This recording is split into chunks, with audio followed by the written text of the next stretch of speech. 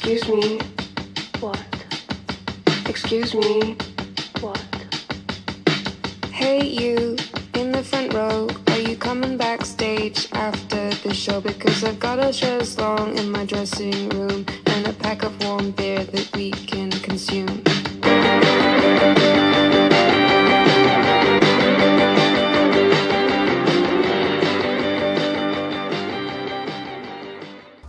Take one. It's a brutal sport to be doing, like. Yeah. Oh, for nothing. well, but nothing, but it's for yourself, isn't it? Like, yeah. The whole thing is for yourself. Otherwise, you wouldn't fucking do it. Yeah. Like, there's a certain element of enjoying your ego being fueled by people, but you wouldn't get in there if it wasn't for yourself. Yeah. It's horrible. Can't wait to get it now. Nervous, what's nerves? Shit nerves out. Literally shitting nerves out. I was so fucking shit at stripping weight as well. Yeah. I used to just fucking try and do like the week before, and I had the mentality of like, well, if I eat vegetable and stuff, I'll be fine. Like I remember being at school and like stripping weight at school. Fucking like 13-year-old knows what he's fucking doing. 14, whatever the age was. I can remember having a chicken meal. No, I had a chicken meal baguette. I was thinking, fucking hell, like I didn't have any salad. And so I got like a ham salad sandwich and ate that as well. That was my mentality, is having the meal but then also having the salad and I'll lose weight. I can have a cake, it's full of air.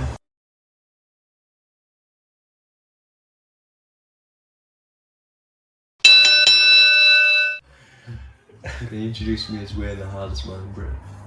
Yeah, absolutely. Welcome along to In the Red Corner. This week we're not in the red, well, this episode we're not in the red corner, we're in the conversation station at the Gentry. I'm with Wayne Fisher. Thanks for being here, Wayne. Nice to see you. Nice to be here, Ross, in my own house. You had your first fight? 14, I think. 14. So when did you start training then? I think I was about 12-year-old. I think it was like secondary school when I just started secondary school. Yeah. And why Thai boxing? What drew you to Thai boxing? Well, where do we start? I won't go down the route of saying I was being bullied. I just let myself be a victim, I think, when I was younger. Yeah. And like just let people push us about. It's kind of like that mentality again of like want to change stuff for yourself. Yeah. And there's probably more the lads that I lived on the estate with, you know, like fucking having to avoid them fucking every day is a fucking nightmare. Well, not every day, but you know, like when summer holidays are the worst. Yeah. And they used to walk a long way to school to miss them. I wouldn't say it's that extent, but they were just fucking dicks, you know, like I wouldn't even say they were friends. Yeah. But you know what I mean? Yeah, yeah. And they used to say stuff like, there's like a big England flag, I don't know if it's the World Cup, whenever it was back then, the England flag. And it says, get that flag, I'm going to pull your pants down. And the free and get my pants pulled down. No pubes. Please don't want my pants down, I get it. Fucking climbing on these people's fence, fucking trying to get me. They were fucking torture. It'd be like stuff like trying to get home and, you know, on your bike. Yeah. And they'd be like, I bet you I can beat you on that bike. Running, you know, like trying to show us how fast he was running. Fucking doing shit, they're fucking morons. Had to race him on my push bike to show him how fast he could run. Did you let him win? But I beat you. But he fucking had to. It wasn't worth the hassle, he pulled my pants down. It was kind of just being like that, being a bit like being a fanny and knowing that you're a fanny, I guess. Yeah. Just being like, if I had confrontation with somebody, I thought confrontation was always going to lead into getting punched in the face. Like, whereas now, like, you know that people just like to argue about the actual physical side, but then that's what I thought it was like, if I say anything back, then I'm going to have to fight you. So this would have been, like early on, it would have been about 12, I'd say, you know, when you're kind of allowed out on the front and stuff like that. And they were doing back garden boxing. Like out the back house at like boxing clubs, and they all went down boxing and stuff, kind of roped us into it. And this is probably when my earliest memory of like actually wanting to do something. and we were just batting each other. I had my pal with us, I got to batter my pal. I was thinking like, this is fucking class, you know, like hitting each other close, it wasn't fucking hurting, like that age back when it hurts. And we were in like, the garden next door was abandoned and all the sofas and stuff were outside. So we made a ring out of all the sofas and we were lying on the his next door neighbour, but one. She had like a light that came on, you know, when you moved. Yeah, so that was lighting up the thing, so you had to be moving. So we were in there and we were doing back garden boxing, and it was class, like just battering your mate, like again. Like proper adrenaline rush. And then the fucking old woman that had the light on, she turned the fucking light off so we couldn't do it anymore. So we had the dark. So we moved round to the front and we had like obviously the street light on the front. And like obviously the house is abandoned anyways, but I can remember we started fighting there. And I got dropped and knocked right through the fence. You know, like pretty much comedy fall, took the fence panels out.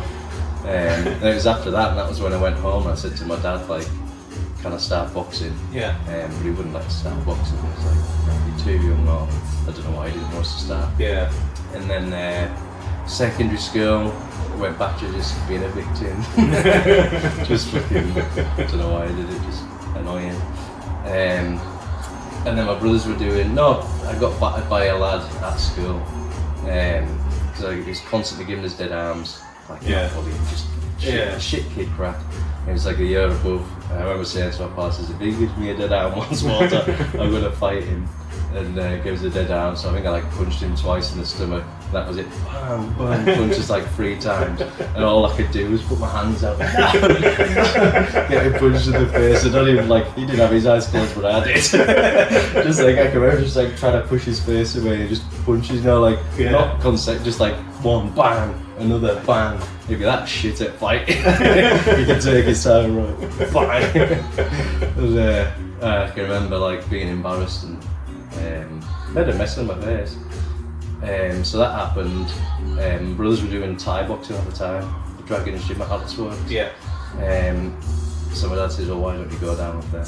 And that was it. From then on, pretty much every night I went down. Straight after school. Are your brothers older or younger? Older. The twins aren't they? Because they'd been doing it for a couple of months. But then I just picked up kind of really fast just because how often I was going down. I never had the fear of asking anybody to take us on the pads, you know what I mean? Like I was only young. I'd kind of be the right age where you can be cheeky and get away with it, you know what I mean? People liked it. So it's everybody in there, and at the time there was Andy Jess had a few like pro boxers down there that he was training. And I wasn't bothered about like saying, somebody take us on the pads, just pester people. That's all I did. Anybody and everybody, like no matter what ability, just take us on the pads. Brilliant. It is a very selfish sport, but it's definitely, I put everything that I've got now down to Thai boxing. Like being sat here right now, everything. Just because it's the basis, like a solid ground where, like I always say, the worst thing with kids growing up is kids that haven't grown up. Whereas, you know, like if you're out on the estate or whatever, hanging around with idiots, there's always old idiots that are an older influence, you know what I mean? And they're a bad influence because they haven't grown up. Whereas being down the gym, people like Chrissy and Andy and stuff like that, they were all older people, so it was like they were your role models, do you know what I mean? And they weren't fucking idiots. So you almost kind of change your lifestyle. Do you know, you want to be more like them, do you know what I mean? No, it makes Where you don't want to be like sense, an idiot. Like I never ever struggled for work or anything. There's always somebody like down the gym that would like, "Oh, job." Like there's plenty of people kind of keeping an eye out on us, you know. So what was your first job? Labouring for a bricklayer, I think, but I've done everything. I've like at the time, I wasn't really bothered what I did. I wasn't interested in the career. All I wanted to do was Thai boxing. That's that was like your career. So like obviously starting earlier on in secondary school and then coming through and then obviously starting to fight while I was at secondary school. That's all I wanted to do was that. And I think like if you've got a good hobby that's your main focus and that's what you enjoy doing in life, I don't think it really matters what your job is. Do you know what I mean? As long as you are living when you can live. I think people fall into the thing of trying to make too much money sometimes. You know, like just working their ass off and not even living and like working their ass off for what? That's it. And I've always tried to keep everything down to a minimum, like like I've never really took any big loans or anything out like that. Yeah. Just try and live within reason. Live within your means. And I always said if I was ever in a position where I could get a work, like living balance right, then I would. Yeah. That's why I've done it now, and everyone's like, why don't you work more? Like, why don't you? It's like some people like hammering it 6 days a week. It's like I'm living a healthy balance where I'm not getting in debt, but I'm also being able to live at the same time. Good.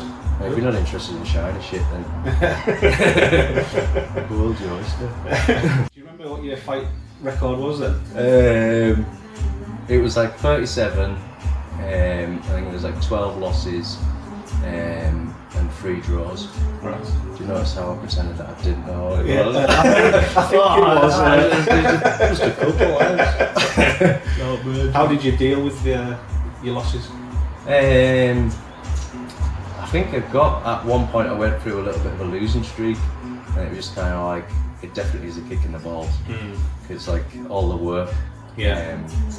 One of the biggest, well I wouldn't say it's one of the biggest but it was definitely a changing point in my life, and that was that time when I fought Brad State.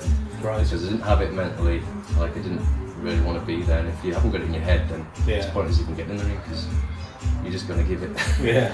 And before then, and I hadn't fought for a year, just had one unlicensed boxing fight, and then I fought Brad. But like I say, I was keen, but it was a big show and stuff. It was an opportunity. It's like with every fight, I've never pick and chose who I fought. Like whoever's been offered, it's just like like win or lose, and that's kind of how I think I stepped up so fast, was because it's just like I'll jump in, I'll do it.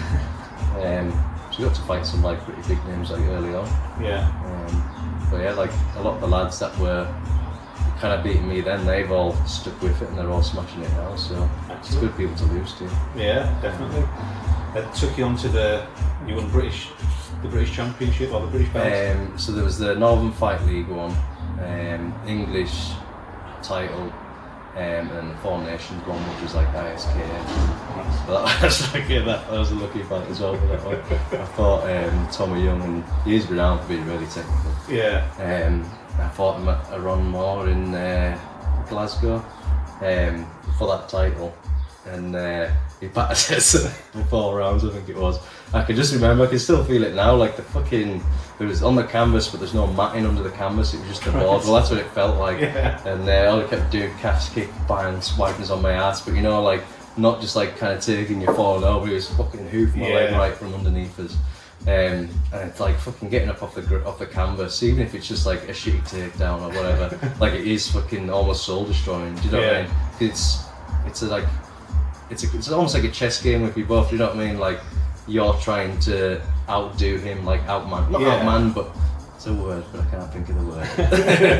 But so obviously that pressure, but anyways, having to get up off the fucking canvas, and he was battering us, and his fingers in the 5th round, came marching out, managed to grab hold of him, just big knees, caught him with one big one, and that was him down. I think he made an 8 count, and then again, or maybe he didn't make the count actually, but I caught him anyway.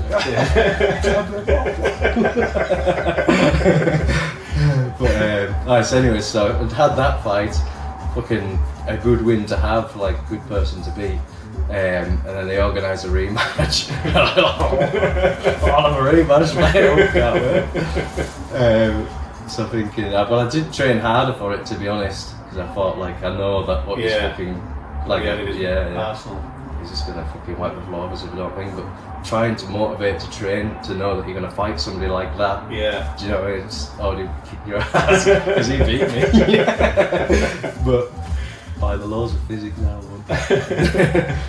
So I had that fight kind of coming up with him, and so we went down, got weighed in the day before, and Stu got a phone call in the morning. Oh, he's gonna have to pull out. Oh, fucking hell. I'm trained down for this. Oh, what am I gonna fight? Oh, never mind. I was hoping he doesn't fucking say he wants to now. So you fought all around the country then? Yeah. I had some really good memories travelling about. Yeah. I went to Canada with you. That's right, yeah. I was living over in Canada and you came over to fight over there. What was the hotel? Was like 15 minutes away from your house, wasn't it? Yeah, that's right, yeah. It was great. You asked me to Korner, which was, I never said anything, I just stayed quiet. I was doing water. It was good, it was a great experience, I enjoyed that,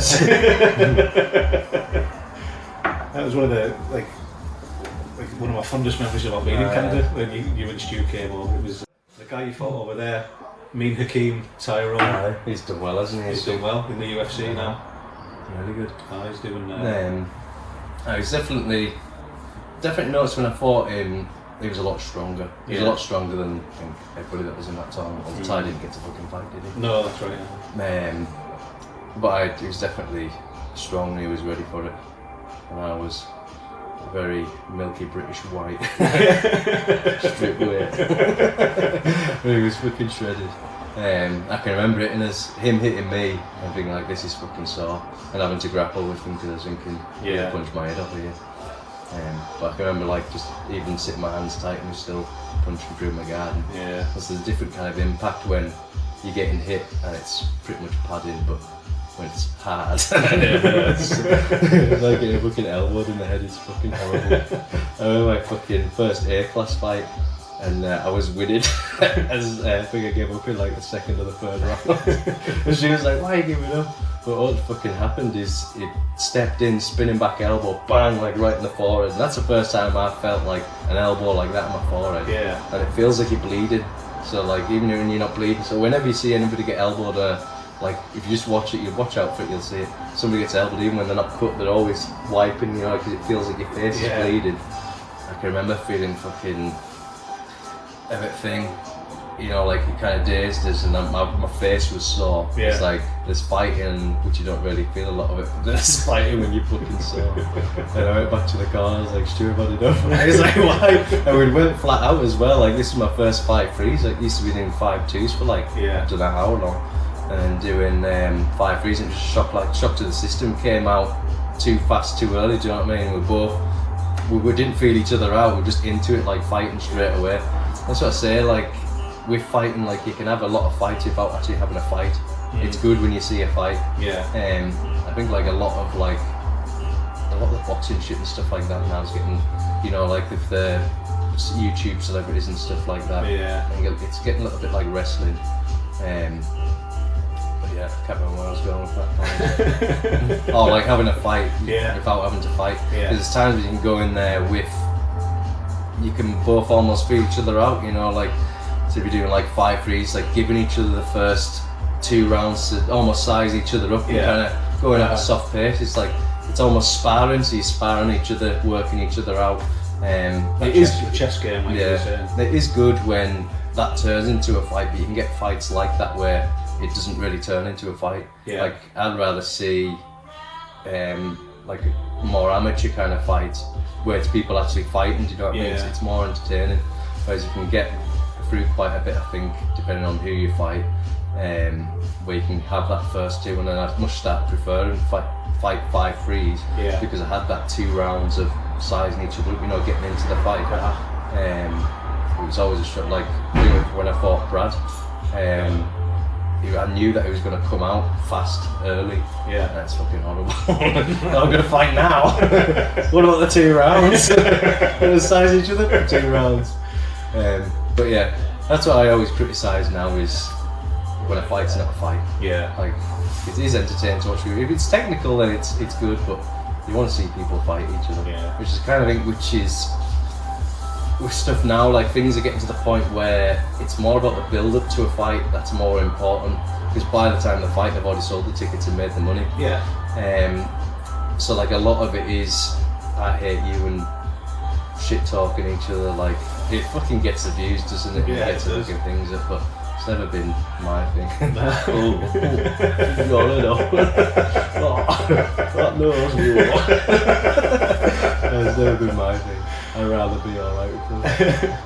Do you think you kind of struggle with the mental side of it then? Well, I always say now, if I had this brain now when I was fighting then, I'd be a lot better fighter. Very immature, because Thai boxing, that's everything became that. Whatever I did, it was all about Thai boxing. I always say with like martial arts and stuff like that, it's a very selfish sport. So I would say like it's triangle, so you've got your work, you've got family, and you've got training. You can only do two. Yeah. You can't do all three of them. One's got to take a hit. So it's normally your family that take the hit. But like, yeah, it just get to the point where I didn't have a career. Do you know what I mean? It was like Thai boxing. A lot of the lads that I was fighting by this point, like everyone's in the top 10. Yeah. And they're all working in the gym. That's what they're doing pretty much full time, and then trying to keep up with people like that. And it was a hobby for me. But, but trust how far I got. Yeah, absolutely. But like I did want to make something of it, but there's that many people fighting for that opportunity. You know what I mean? Like not everyone's going to make it. You did make some of it. I mean, like you say, you've travelled all over the UK. Let's give us everything that I've got now. Yeah. You went to train in Thailand. Yeah. Definitely train over there. I went over twice. Yeah. Did fought in the World Championships in 2007. So we went over for that, like the English team. And fought on the tournament, but like at that age as well. I think I was 17 when I went that time. I went over then. I did train hard for it, and I went there. I wanted to win. Obviously, who wouldn't want to go and win a gold? And there's also the split side of me as well, like knowing that we were spending another 2 weeks out there after that, you know, like training and fighting as well. So we went on to that, and I did give it beans, but like we flew there, and it was like day before weigh-in. So once we landed, we didn't really get any sleep, and then we had a weigh-in and to do our medicals and stuff. So like running through the streets of Bangkok when you haven't had any sleep, like stripping weight almost to make sure that you're on weight. It was a bit like, it was a bit of a chore. Like, this isn't a holiday. This is fucking minging. I can remember like, as soon as we ran out the hotel, there's a bus, big massive black puff of smoke. That's how we started, it was fucking running through the thing. I can remember like people like running around it as we go, oh, that's fucking cool. I actually trained on like the park in the morning, like hitting pads and stuff, and it was just a long day, you know, fucking about, and then we had to do like a presentation thing as well, you know, we walk around the room with like England flag and stuff like that. So I was fucked, and then I had to fight the next day. So I managed to get a bit of sleep, but you know, like if you're gonna fight, you want to be like 100%. You want to be going for. I was fucking. I remember just being tired. Yeah. We trained again on the morning before the tournament had started. It was an IFMA tournament, so it was like with pads, so, you know, like body shield, head guard, so you could have obviously a few fights. I can remember like almost dreading it, but like, I've got a fucking fight to do. I'm all over there.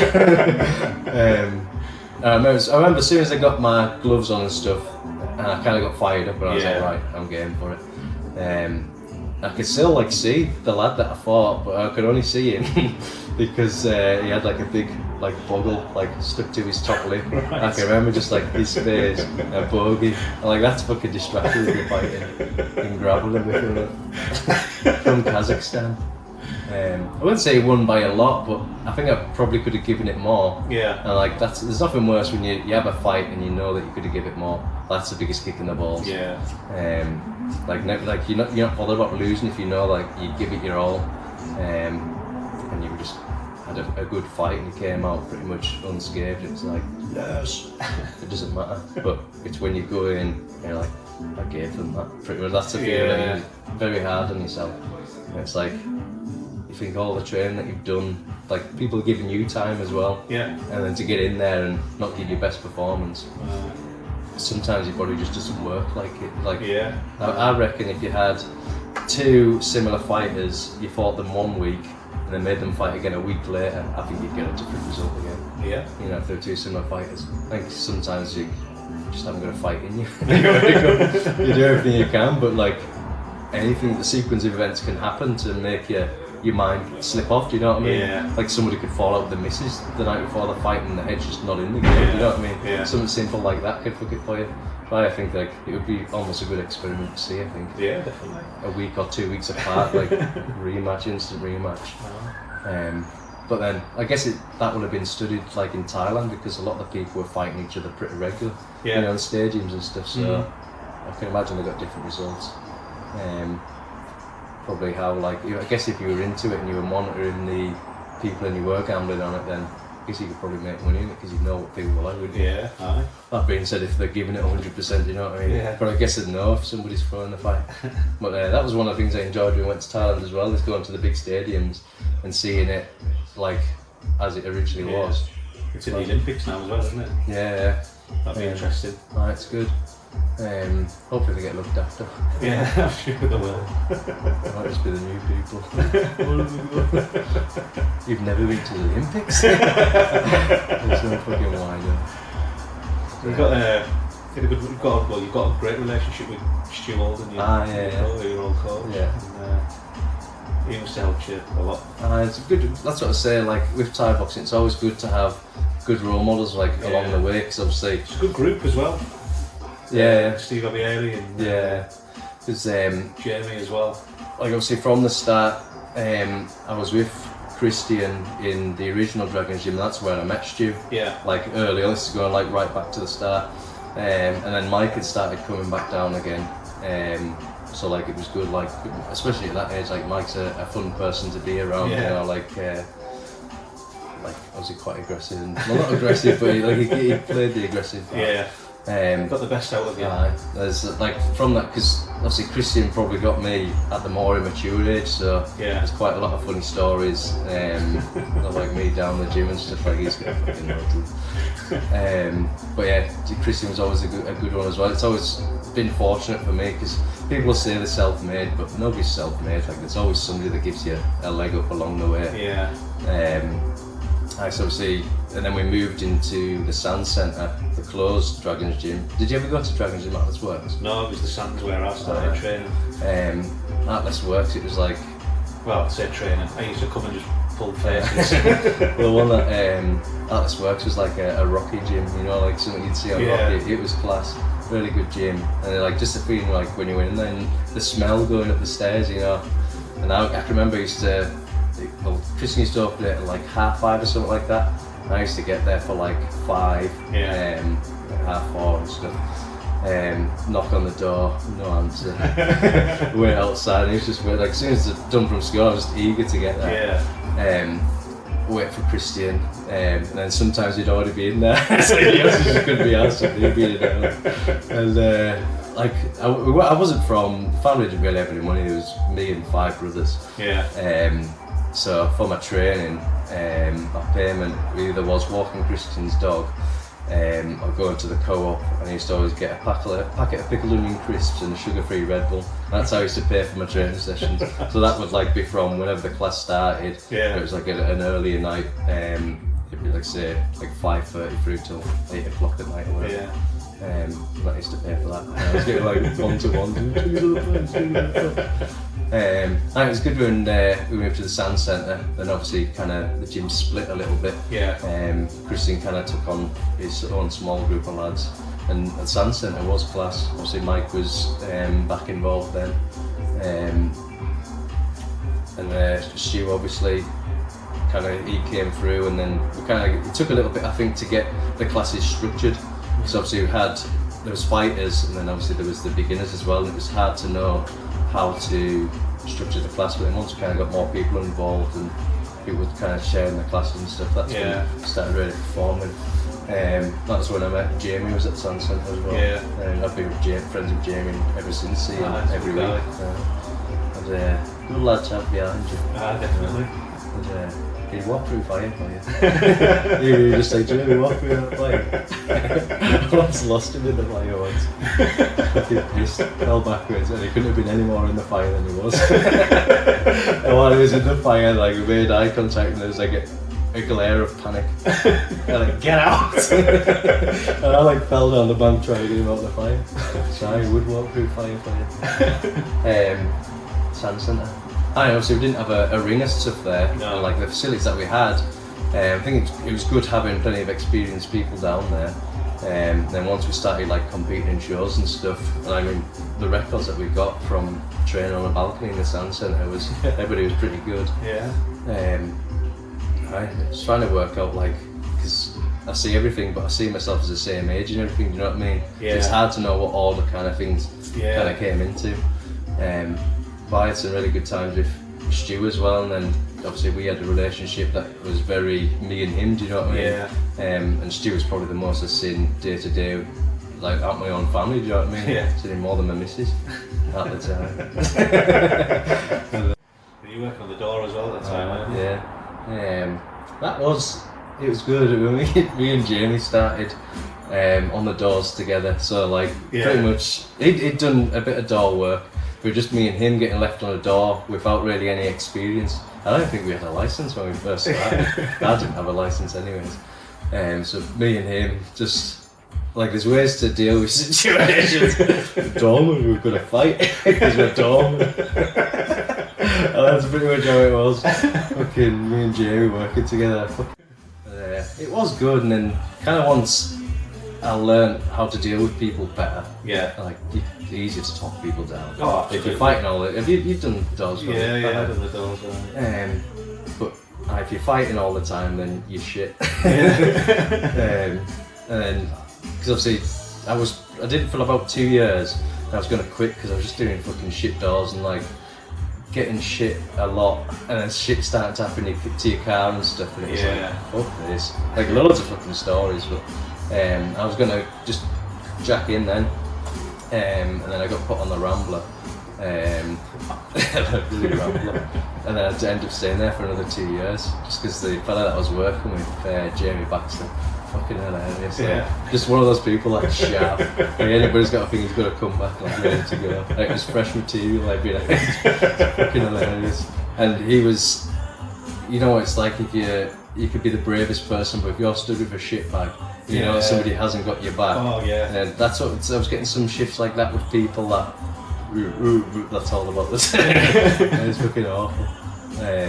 But like I liked. It gives you more confidence when you work with somebody that you know is going to have your back. Definitely. Last thing you want to do is fight when no one can help you. And then from the doors you went into tattooing as well. Did you start tattooing when you were on the doors? So I started, when I was on the doors, I can't remember at what, no. I started working in a factory. That was my last job that I did. Well, and the doors before tattooing. Yeah. So I used to work in Calder Foods, and honestly, it was a fucking slog. It was scooping sandwich meals, so chicken mayo, and you had like a metal dish, scoop that, put it into the depositor, and that for 8 hours a day. So you're just scooping out baths, chicken mayo, into the depositor, like keeping the machine going. And then I was doing training as well on the night after that, and then I started working on the doors after doing that job. I still have nightmares of doing that factory job. Like I have a nightmare. I've done a shift. And when I was like, you won't believe what just fucking happened. I've done a shift at Calder Foods again. Honestly, it's worse than a nightmare. It's like not scary, but doing a fucking shift, and the dream is like an 8-hour shift. Yeah, fucking horrible. Putting chicken mayo in a fucking depositor. But like then, like, but when I go back to. It doesn't matter what job you do as long as you've got as long as you enjoy your hobby, do you know what I mean? As long as you're living and doing what you want to do. Yeah. That's kind of where it was when I was up there, and I was an apprentice before then, so I was only getting like £118 a week, whereas when I went to the factory I was getting £200 a week. I was like, fuck it, £200 a week, this is class. Bear in mind, I got the boy's mum pregnant when I was just turning 18, I think. Right. So obviously I had all this to fucking juggle. Yeah. I won't go into that, but I was kind of meant to be going to Thailand for like 6 months. Right. And then I bloody hell fell pregnant. Like I don't regret like over the boy. Of course. It's a lot of who I am now is because of things happen for a reason, I guess. Yeah. But yeah, so obviously I'd had that at a young age, like bringing up the kids, like I don't know how to bring up myself. Still Jay's still looking after us. I even like push it to the extremes, you know, like pretend I've got like locked in syndrome. It could happen at some point. Like I've been punched in the head a lot. Or, like I'll do like a scenario where I want to make sure that she can look after us, like get my clothes off. It's all about the stare, moving nothing but the eyes, keeping eye contact with her. One blink for you, 2 for I just want to make sure she can do it. I wanted to make sure she'd get me out of the bedroom if there's a fire as well, so lie there, she's pretty rough, but she gets out of the bedroom. Fucking hell, my catheter. In your house as well, the house is quality. The 70s house on Instagram, isn't it? Aye. Jade's definitely had a lot of, I call her Jade now, but when I say Janet, it's in reference to Jade. Right, okay. But she's like definitely given me a different outlook on stuff. Yeah. Like, not really that, like, obviously nice things, but prefer kind of old stuff, I think. Retro. Like, bit more of, because like with me, I like to build emotional attachments to stuff. I could go out and get finance a fucking shiny car, but after 2 weeks it's just the car I've always had, do you know what I mean? Yeah. Whereas I'd rather buy a piece of shit and then just keep doing work to it, and every time I do work to it I get that new car feeling. Kind of like what I apply to in life really. But yeah, like the house and stuff, like it's just been fun collecting bits, do you know what I mean? And like finding stuff and going to like the used furniture shops and stuff like that. Having a rash. It's a good thing for like fun for us to do, do you know what I mean? It doesn't fucking break the bank doing it either. No, it's brilliant. Absolutely. Get some like good stuff, but it's like majority of it will just be dead people stuff. Let's have a look at these dead people's view. But they live on through. Yeah, they live on through us, I'm not paying something on that. So how long have you been tattooing now?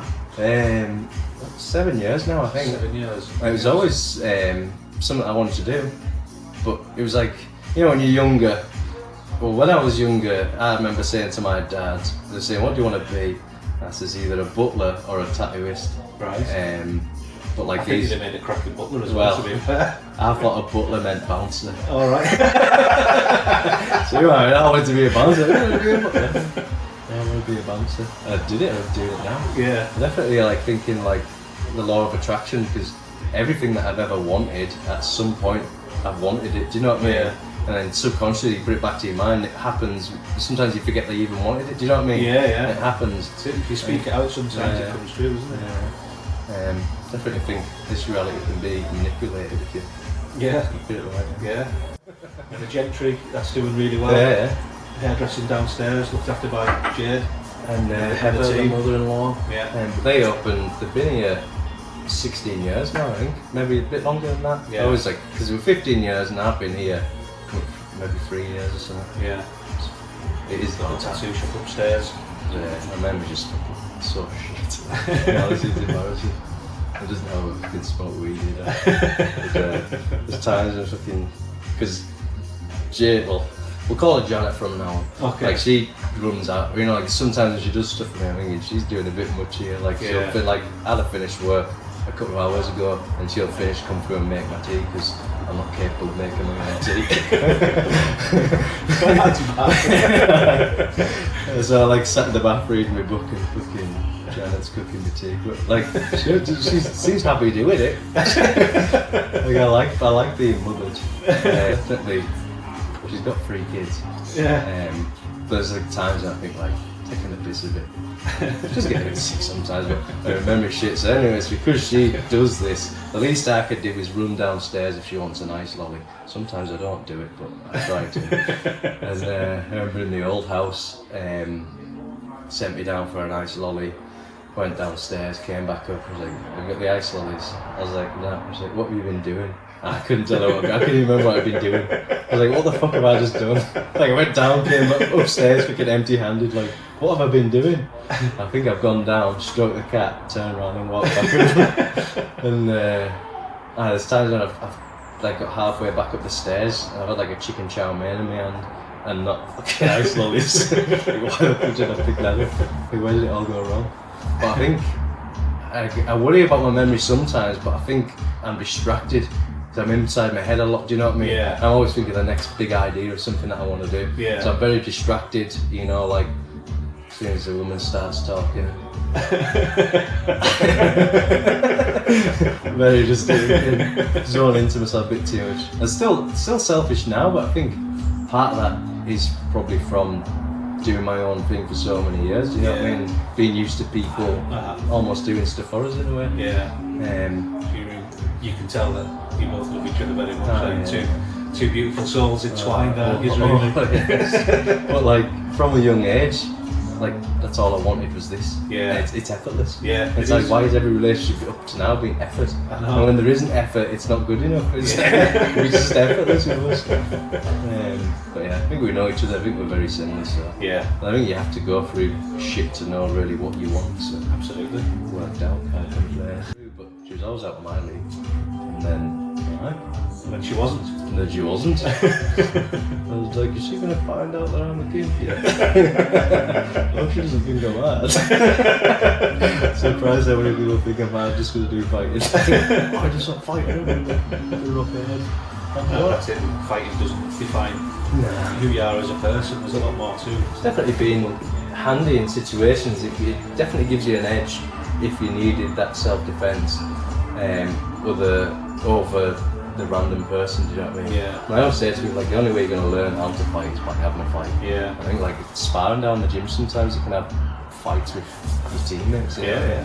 But you need it. It needs to let it go, because you need to see that you've got it before you're going to get in there. Yeah. Do you think you needed that discipline as a kid, with something to do, like almost regimental, like you do it all the time? That's all you wanted to do, wasn't it? Yeah, I think it's definitely, because when you're at that age, like, you don't really know what you want to do you? No.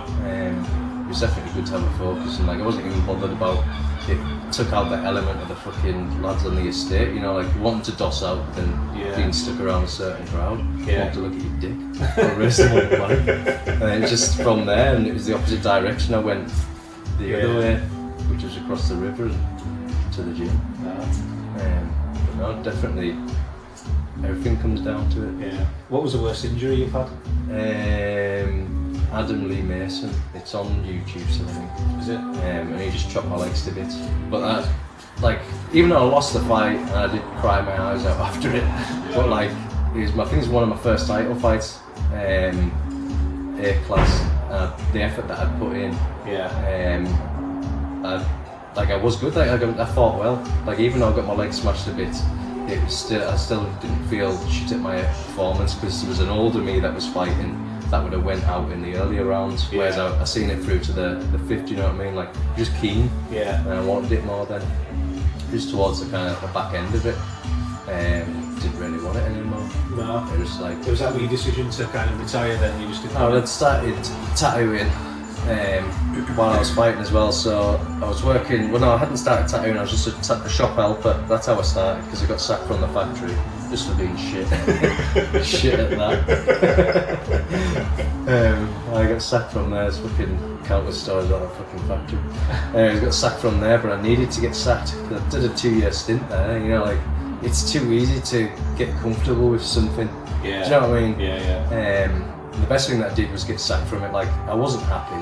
Like, I was training and stuff like that, but I wasn't content with my life, do you know what I mean? Like, I wanted more, as it were. And then Rob just gave us a job as a shop helper. Like, I couldn't draw. Were you good at art at school or anything? No, like, well, when I took time with something, I could produce something that was okay. But the thing with drawing is nobody has the patience for it. You know, when people say they can't draw, anyone can draw. You just gotta have the patience to do it. You just gotta put the time in with it. And then once I went into the shop, I kind of took it on myself, because nobody ever expected me to be tattooing. Like, I was fighting, and I was still working on the doors at the time as well. So like, I was doing all right, and then it was kind of towards the back end of Thai boxing when I knew that I was kind of coming to the end of it. It was like wanting to put my effort into something new, and then I just started kind of teaching myself to draw, really. Just watching them in the shop and realising when somebody's drawn, they're not just bang bang bang, that's a drawn, the process that they're doing, the stages that they're building up to get to the finished drawing, and then seeing that and learning from that. And I just started doing that, and nobody was kind of saying no. Like, there's a period of time when like Rob used to say, like, we don't know whether Wayne's going to be an apprentice yet. You know what I mean? Like, 'cause everything was fine. And then it was when I'd had that fight with Brad State, and he demolished us, but like, even behind the curtain, I was like, let's go on, and get it done. Like, it's finished. Just get it in there and get it done. And so you kind of, he probably didn't have to come out as hard as he did. I'm a nice lad. I can remember, like, just my issue was, I say to anybody that's doing fighting now, especially from a young age, eat properly and stretch. And I never did. I never stretched. Finished training and go home, and now my body's fucked from it.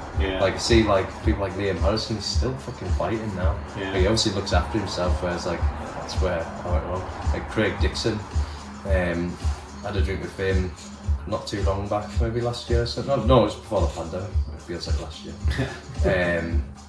and he was like, I said, "Are you not sore?" And he was like, "No." He was like, obviously looks after himself. Yeah. Very limber.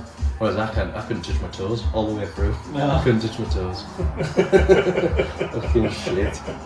Jamie Clark used to do a good stretch for us. But Jamie Clark, I don't think he liked it, but I used to call him the freak. He did say it was once. It's not a nice word to call someone like, you know, Ross. And I was like, it's just because he just blew my mind though. Like the things he could do. yeah. It was I remember him going awesome. through the phase of trying to do the splits. Yeah. Just the persistence of being able to keep doing it. Yeah. Jamie is always good to watch fighting. Like. Yeah. Because you go in there with emotion. When you see somebody fight with emotion, it's always a good fight. Yeah. Like you'd take it personally. He's still training as well. He's training some helping train for Dragon's Gym. A lot of the young lads in Dragon's Gym now, like they're on fire, but I think because they've got such a high level, going back to them being a lot technical, like a lot technical, well not what we were when we were that age, they're all just bouncing off each other, and they are class. There's definitely some names to watch, like Michael's younger brother, Thomas McGeekin, he's very technical, very entertaining to watch, and it's kind of like changed it up as well, kind of brought his kind of own style into it. A few risky moves, like, but he's really good to watch. It's good to watch though, isn't it? Someone trying something a little different. And Andy Jesse's boy, Ollie, you met tonight. Ollie Jesse, man. He's really good, he's keen as well. I think that's half the battle. He's at that kind of age as well where you can get distracted by boobies and stuff. You've got to kind of work through that. Like I can remember when I had my first British title fight when I was 16, I think I was, and I lost my, I was 15, 16, I think I lost my virginity, 15, so I lost my virginity the night before I fought for that British title, and that was Reese McAllister, so we kind of went to fight. Reese is who you lost your virginity to? No. Cut that, start again. Reese McAllister is the first one I fought, and lost my virginity the night before. There's that certain age that you need to get past that threshold of like being distracted by your mates who are fucking partying and stuff. You get through that, but it's definitely, the sacrifices definitely pay off when you win a fight. You know, like, I think it's a good basis to have, which is why I think it's important to get kids like into martial arts and stuff, is because learning that basis, and like speaking to obviously the younger lads down the gym, like they'll set that into their brain where they're used to sacrificing a lot and then rewarding themselves at the end. You can apply that to life, do you know what I mean? It's not necessarily a chore now because your body's kind of used to it. Do you know what I mean? It's used to kind of suffering a little bit to reap the rewards, and definitely think it helps towards people's success. Like it gives them that drive because they apply the same mentality of preparing for a fight to living. Whereas I think for some people it's just too easy. Let other people do shit for you, just kind of follow where. I did it. I think we're all fucking. I think kids are different nowadays as well, though. Whether like going to the gym and looking after yourself is more of a thing than what it was back. Instead of just being a kid. A certain element of ego that comes with fighting, and you need an ego. Whereas I think with me growing up doing psychedelics and whatnot, I've definitely learned more about an ego and how it works, you know what I mean, how to use it correctly, because everybody has one. Me talking now, it's my ego talking, do you know what I mean? I'm painting a picture of a history, that's my ego kind of feeling that. Obviously being very selfish with the ego back then, and people encouraging you, do you know what I mean? It's hard to fall into it sometimes, like the fighting ego. Like I'm sparring down the gym, and it's like, cause I always worry sometimes, like, would I be able to defend myself? You know, because I just don't really do anything now. I don't really push, train or anything like that. I sit my ass all day. I often worry, but there's times even when you're sparring down the gym and you'll get that like white flash, or you'll get that little bit of taste of blood in your mouth, whatever that coppery taste is. And it kind of switches on by itself, do you know what I mean? And you end up having, I call it fights down the gym. Where the fucking young lads just fucking wipe the floor off me, and now like they're just fucking picking us off. And I'm having a fight. You hurt me. Happens very rare, but it's nice to be able to want to keep up with them. Do you know what I mean? Yeah. And they're not us. Like Coogan Patterson, we call him Pebble. He's fucking 7 foot. He is really good. Yeah. He's really technical. Like early on, probably more technical than a lot of the lads that he's fought. And he's fighting quite a few good lads now. But he just seems to be. He's frustrating to train with sometimes because he's almost. He doesn't put the effort in with me sometimes. Yeah. Do you know what I mean? Like you want to see. I see someone getting fit, but he does a lot of training when I'm not there. But obviously the times when I'm there, he's very laid back. But even when he's fighting, he's almost like, I wouldn't say a second ahead, but almost a second behind. Do you know what I mean? He's just reading the person, and he can just land shots. And it's like, whereas when you're trying to work a second ahead, I think you're rushing stuff, and it's kind of messy. Where he's just like punching somebody in the face is supposed to be easy, you know what I mean? Yeah. It's hard to punch somebody in the face, it's way to be punched in the face. But he can just land stuff. Yeah. He's horrible to spar with as well. It helps that he's fucking like 7 foot tall, but he's really good to watch, you know what I mean? He just puts his arms out and good fight IQ. Yeah. Good to spar with, but especially with him, I say like it's fun for you, but it's fighting for me. Yeah. He enjoys like, you know, almost bringing it out of us, like giving us a bit of a dig to fucking wind us up a little bit, and he enjoys it, and like it's fun for you, it's fucking fighting for me. You fucking see him sparring, you fucking dread it, and he's like, look at it. But it's really good. Coogan Patterson's definitely a one to watch as well. I think a few of the lads are kind of starting to step up into B class now. It's hard to get noticed sometimes in like C class kind of stuff. Once you start getting through to like B class and stuff. But Dragon's Gym as a whole, like all the lads are on fire, so like, all bouncing off each other. They're travelling all over the UK, aren't they? Travelling, fighting. Yeah. So hopefully Christian will put on a home show at some point. Obviously we've got quite good lads that help down at the gym. Matty and obviously Andy Chaise. I think they're definitely a credit to the gym because you couldn't do what the gym does if it wasn't for the team that it's got, do you know what I mean? Yeah. Like being able to travel with a few fighters down somewhere, like if you're a trainer and you've got your fighters and you've only got one car to get people there. Yeah. Whereas I think like it's definitely helps and everybody kind of supports each other, and it's good. Behind every good fight there's a good gym. Yeah. Like you need, the team is a big part of fighting. It's kind of where I kind of struggled a little bit towards the end. I think with my fighting was the kind of lack of team. It was good when it was me and Stu, and I won a few fights and stuff, but it was kind of lack of sparring and stuff that I was starting to struggle with. Because it moved to Brick House, moved to the Brick House gym, didn't it? But I had a winning streak when we were in the Brick House gym, and I even said it's probably like, I think it was like 21 around that age, and that's probably when I was on fire and I was winning fights and stopping people. Yeah. And that was because of the team that we had. So we had Stu, we had Christian, we had Alex Daly, and then the group of fighters that we had as well, everyone was together. Michael was with us, and the gym was kind of together then. I was on fire then, and Alex was still keen to spar, so being able to spar with somebody that's... So he was world champion, wasn't he? So like that in itself is, because the issue that I had, because I was so fucking awesome, like just sparring with people down the gym. Yeah. We're on the same level. Yeah, you fight with people and you put stuff, but being sparring with Alex, where he's never going to let you win. Yeah. Like it definitely brought us on quite a lot because you had to work during sparring. Like you can spar sometimes and you can just tap and sit on your back leg and just not now, but then like read people's bodies and just be able to see what's coming before they even throw it. Yeah. That was really good. Definitely brought us on.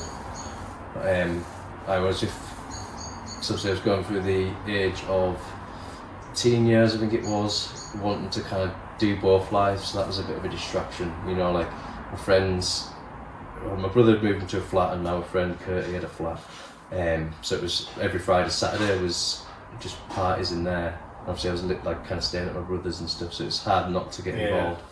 And I used to think it would be more healthy to have a packet of Pro Plus and just drink Red Bull because I was training on a Sunday. And I used to have a fucking blast. Fucking hell.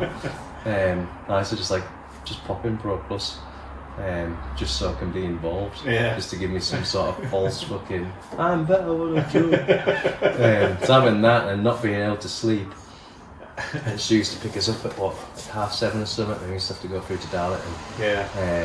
So we used to go through to Darlington to spar with Dixie, Michael Dix, he's got the gym in Darlington. Right. We used to go from Paul Hamilton, and he was on fire at that point, and it was like he was definitely one of the idols, so we used to look forward to going. Just like one eyebrow just moving. So you always wanted to be like him. Used to go through there, and I used to have to spar with him, go through and I'd have like body shields, shin pads, fucking elbow pads, head guard. He'd just have his elbow pads and shin guards and gloves, obviously. And I used to have to do 5-3s. It was fucking awful. He was just battering us. And obviously the full gym's like around, like watching, and it's like, he's battering us, but I'm not trying to let him batter us. Like, there's people watching, so I'm fucking going for it and just trying to put a shot throwing and not being able to fucking land anything. I think it was before I fought Brad Staten, which was kind of towards the end of stuff. I went through to spar with Jackson Barkhouse, who trains at Maryport. I think he's in Edinburgh now, actually. Right. But he trains in Maryport, and he's southpaw, so like perfect. Go through and spar with him before I fight Brad. And I don't like fucking training in the morning, not that it's an excuse, but I'm shit on the morning, like I can't do anything. Like I've always had the structure of work, work, go training, whereas like doing everything before.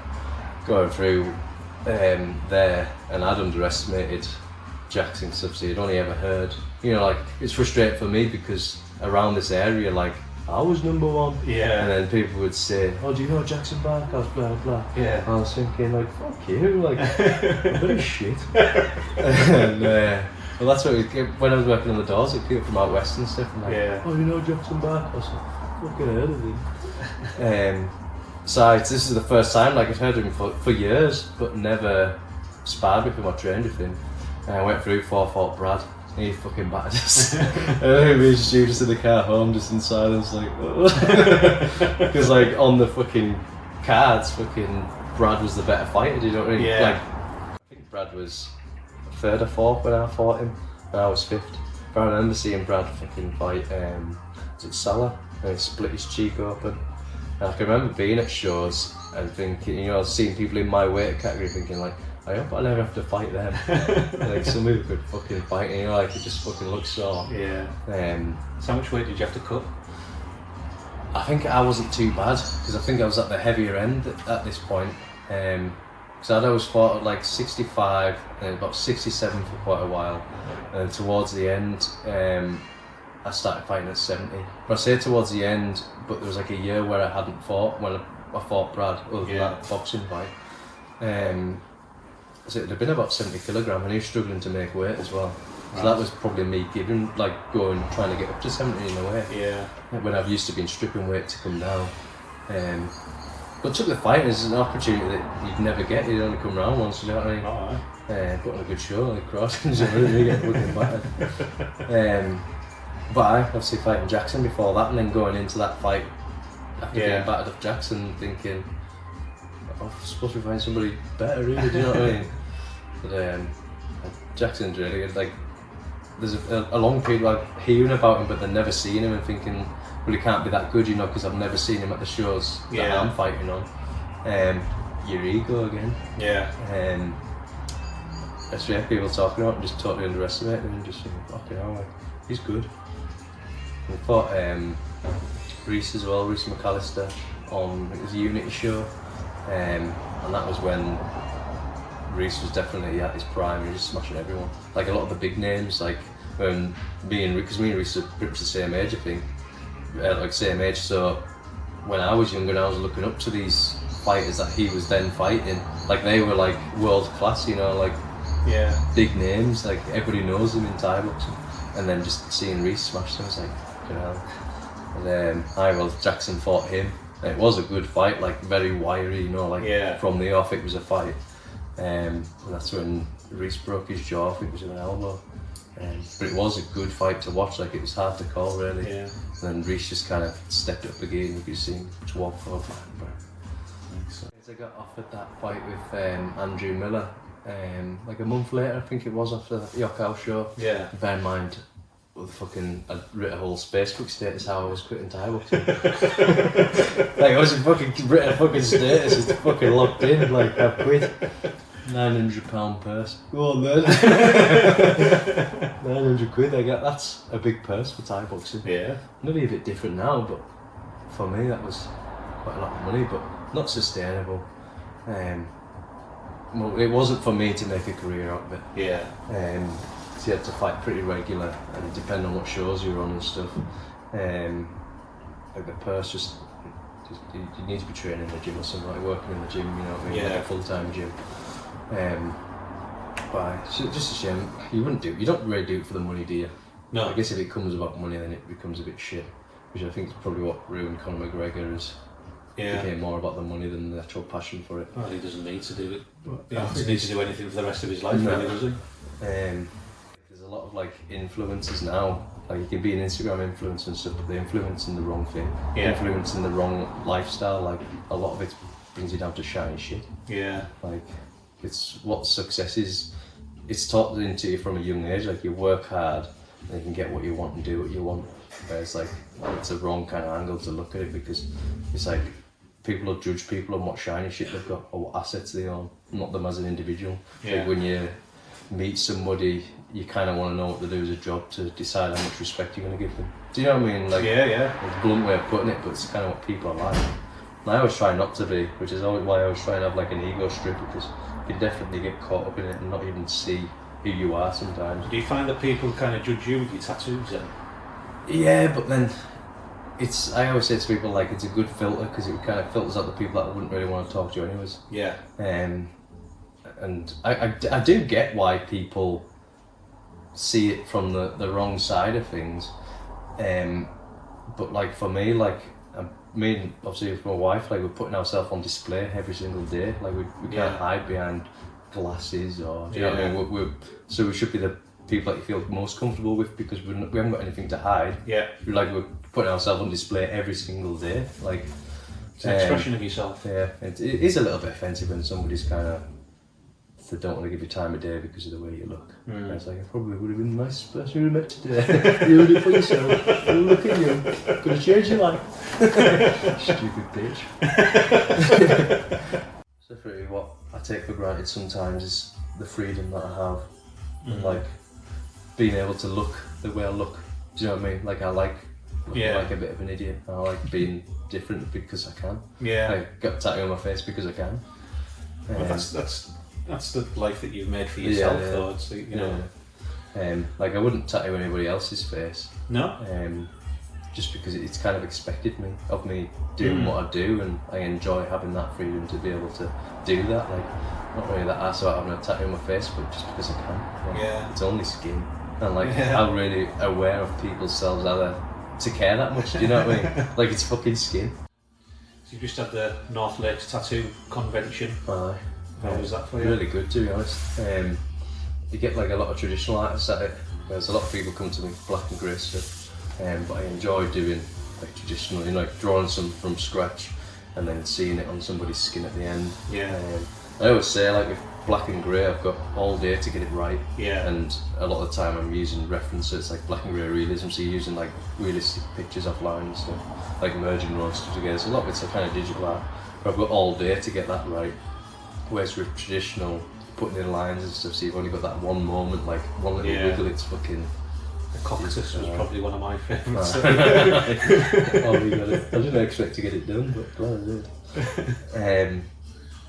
I like seeing, like, I'd like to try and put humour, you know, into tattoos. Yeah. With traditional stuff, it's, say you've got like a quote or a saying, it's easy to put it into a, represent it as a picture. Yeah. Do you know what I mean? Like with black and grey stuff, you're kind of relying on images, like, whereas that you can easily like come up with shit that matches quotes. Yeah. That was like I thought about a woman going fast. Like somebody will maybe get it.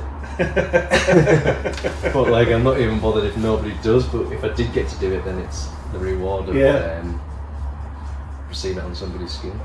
It'll tattoo up alright. But I've done like quite a few funny ones and people have got them. Yeah.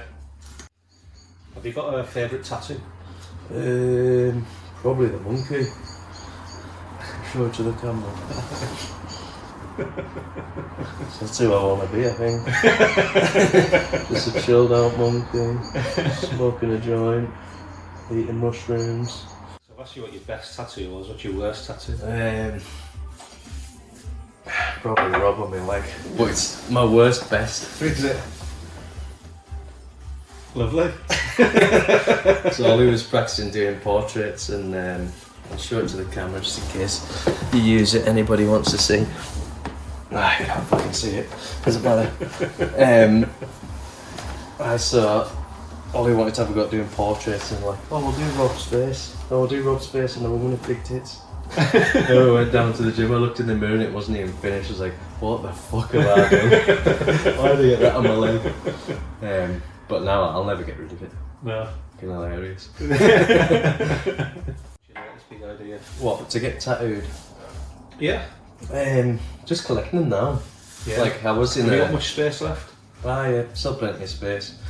Well, I was going through, obviously Rob had done a lot of practice on me, so I was getting a lot of black and grey stuff early on.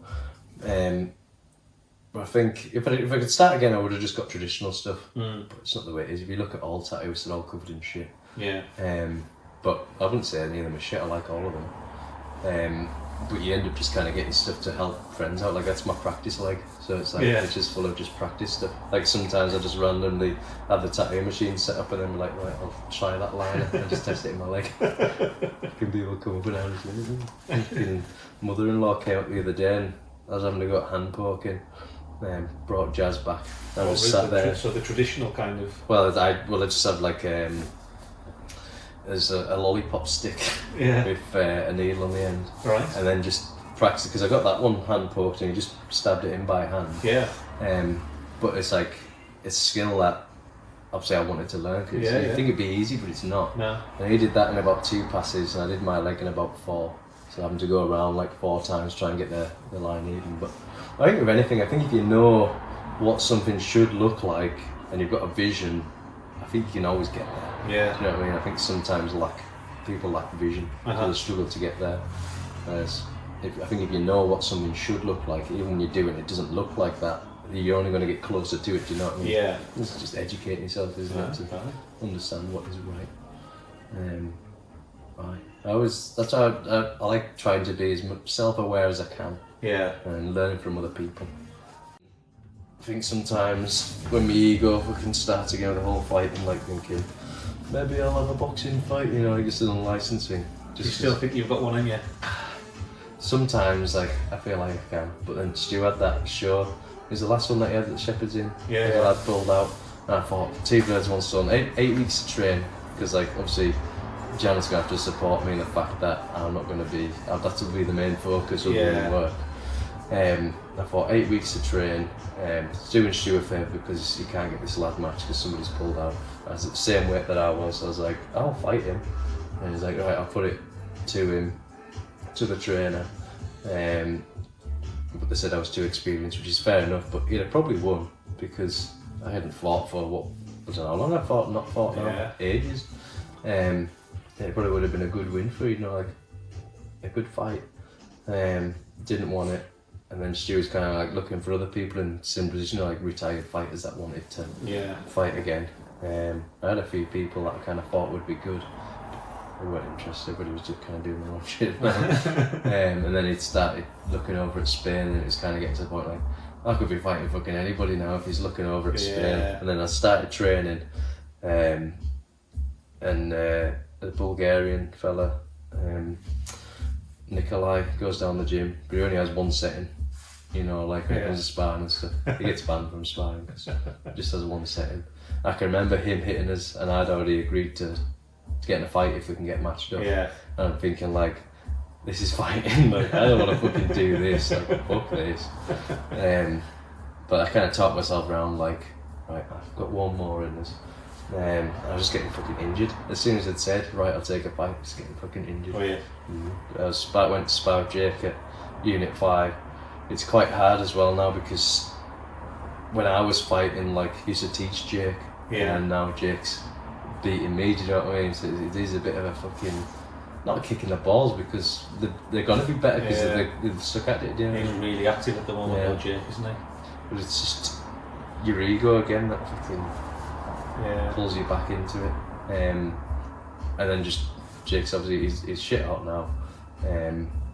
He's fighting A class as well. But I was sparring with him. I can remember just hurting my shin, and it was injured. It was even injured at the show. Yeah. You know, like just the last 30 seconds, just caught my shin pad weird on his knee or something like that. Just it must have just been right in the muscle. It felt like it was almost behind the shin. And it was just like steering like, it isn't going well. There's my ego talking. I don't want to fight again. I've got no qualms with him. I'm alright. There's kind of part of it as well, is like fighting somebody that you didn't really know. Yeah. Like at least with the lad, it was semi-pro, so it wasn't 5-3s. I think it was like 5-2s with elbow pads, which I thought it'll be kind of technical and I'll be able to do 5-2 minute rounds. Yeah. And that was what was appealing. And then it just when it couldn't get a match, and then it was like looking in Spain, I was thinking, fucking hell, like, I don't want to fight. There's only so much like effort I wanted to put into it. My ego again, just wanting people win.